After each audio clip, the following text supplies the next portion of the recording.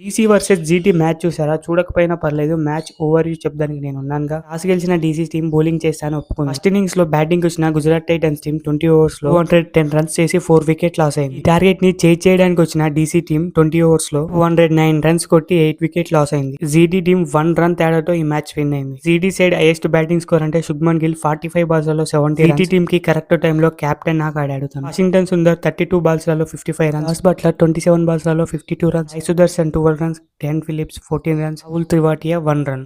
DC side highest batting performance అంటే KL Rahul 52 బాల్స్‌లలో 94 runs. Just miss లో century miss అయింది. లేకపోతే తను 6th ఐపీఎల్ సెంచరీ చేసేవాడు. అతుమ్ నిశంక 24 బాల్స్‌లలో 41 runs. Raj Nigam 12 runs. Match లో సమీర్ రిజ్వీ డక్అవుట్ అయ్యాడు. మిగతా బ్యాటర్స్ ఎవరు డబుల్ డిజిట్ దాటలేదు. జీటీ బౌలింగ్ పర్ఫార్మెన్స్ వచ్చేసి రషీద్ ఖాన్ 4 ఓవర్స్ లో 17 రన్స్ ఇచ్చి 3 వికెట్స్ తీశాడు. Prasidh Krishna 2 wickets. Siraj Miya 1 wicket. DC side bowling performance అంటే Mukesh Kumar 2 wickets. Lungi Ngidi 1 wicket. Kuldeep Yadav 1 wicket. Match లో player of the award Rashid Khan 4 overs లో 17 రన్స్ ఇచ్చి 3 వికెట్స్ తీశాడు. ఎక్స్ట్రాడినరీ స్పెల్స్ వేశాడు. అందుకే జీటీ మ్యాచ్ గెలిచింది. మరి మీరు మ్యాచ్ చూసారా? ఏ టీం గెలుస్తుంది అనుకున్నారు లాస్ట్ మూమెంట్ లో?